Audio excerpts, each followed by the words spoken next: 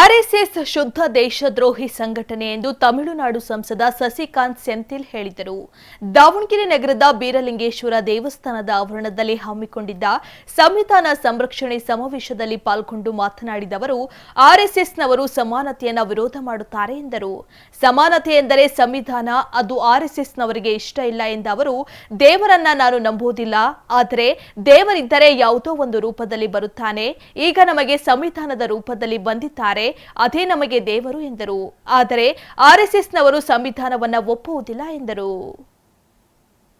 RSS ಅವರ ಪ್ರಥಮ ಅವರು ಯಾರನ್ನು ವಿರೋಧಿ ಅಂತ ನೋಡ್ತಾರೆ ಅಂದರೆ, ಭಾಳ ಜನ ಹೇಳ್ಬೋದು ಮುಸ್ಲಿಮರನ್ನು ವಿರೋಧಿಯಾಗಿ ನೋಡ್ತಾರಂತ. ಇಲ್ಲ, ಮುಸ್ಲಿಮರು ನೋಡ್ತಾರೆ, ಹೌದು. ಆದರೆ ಅವರ ಬಹಳ ದೊಡ್ಡ ಪ್ರಥಮ ವಿರೋಧಿ ಯಾರಂತ ಹೇಳಿದರೆ ಸಮಾನತೆ. ಸಮಾನತೆಯನ್ನು ನಮಗೆ ಕೊಡುವುದು ಸಂವಿಧಾನ. 50 ವರ್ಷ ಮುಂದೆ ಈ ಹುಡುಗ ನನ್ನ ಏನೊಂದು ನನ್ನ ಹತ್ರ ಹೊಲ ಇತ್ತು, ಆ ಹೊಲದಲ್ಲಿ ಕೆಲಸ ಮಾಡಿರೋ ಹುಡುಗ, ನನ್ನ ಮುಂದೆ ಕೂರ್ಲಿಕ್ಕೆ ಭಯಪಡೋ ಹುಡುಗ ಇವತ್ತು ಓದಿ IAS ಆಫೀಸರ್ ಆಗಿ ನನ್ನ ಮುಂದೆ ಕೂತಿದ್ದಾನಲ್ಲ, RSSನ ಪ್ರಥಮ ಎದುರಿ ಅವರೇ. ಹಾಗಿದ್ದರೆ ಇಲ್ಲಿ ಕೂತಿರುವರಲ್ಲಿ 100ರಲ್ಲಿ 90% ಜನ ನಾವೇ. ಹಾಗಾಗಿ ಈ ಜಗಳ ಏನೋ ಒಂದು ಸಂಘರ್ಷ ಎಲ್ಲೋ ಒಂದು ಭಾರತ ದೇಶಕ್ಕಾಗಿ ನಡೀತಾ ಇದೆ ಅಂತ ಅನ್ಕೋಬೇಡಿ. ಇದು ನಿಮ್ಮ ಸಂಘರ್ಷ, ನಿಮ್ಮ ಮಕ್ಕಳ ಸಂಘರ್ಷ.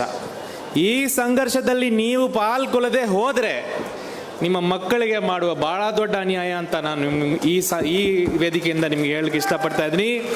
ಇವತ್ತು ನಾವು ಯಾವುದೇ ಪಕ್ಷ ಇರಬಹುದು, ಯಾವುದೇ ಒಂದು ನಮ್ಮದು ಒಂದು ಇರಬಹುದು, ಆದರೆ ಭಾಳ ನಮಗೆ ಅಂತೂ ದೇವರಂತೂ ನಾನು ನೋಡಿಲ್ಲ, ದೇವರಿದ್ದಾರಾ ಇಲ್ವಾ ಅಂತಲೂ ನಾನು ಆ ಮಾತಿಗೆ ಹೋಗಲಿಲ್ಲ. ಆದರೆ ಒಂದು ಮಾತು ನನಗೆ ಗೊತ್ತು, ದೇವರಿದ್ದರೆ ಅವರು ಯಾವುದೋ ಒಂದು ರೂಪದಲ್ಲಿ ಬರ್ತಾರೆ.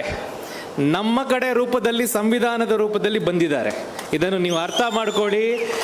ಹಾಗಾಗಿ ನಮ್ಮ ದೇವರನ್ನು ರಕ್ಷಣೆ ಮಾಡುವುದು, ನಮ್ಮ ಮಕ್ಕಳ ಭವಿಷ್ಯವನ್ನು ರಕ್ಷಣೆ ಮಾಡುವುದು ನಮ್ಮ ಕರ್ತವ್ಯ ಆಗ್ತದೆ. ನಾವು ಮಾಡಲೇಬೇಕಾಗ್ತದೆ, ನಮಗೆ ಇದರಲ್ಲಿ ಚಾಯ್ಸ್ ಇಲ್ಲ. ಎರಡನೇದು, ನಾವೊಬ್ಬರಲ್ಲ, ಈ ಜನರು, ಈ ಭಾರತ ದೇಶದಲ್ಲಿ ನಾವೇ ಮೆಜಾರಿಟಿ.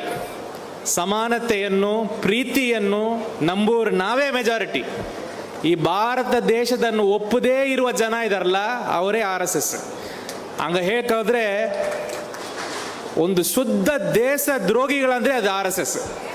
ಹಾಗಾಗಿ ಭಾರತ ದೇಶವನ್ನು ನಂಬುವವರು ನಾವು ಗೆಲ್ಲಲಿಕ್ಕಿದ್ದೀವ, ಇಲ್ಲ ದೇಶ ದ್ರೋಹಿಗಳು ಗೆಲ್ಲಲಿಕ್ಕಿದ್ದಾರ ಅಂತ ನಾವು ನೋಡಬೇಕಾಗ್ತದೆ.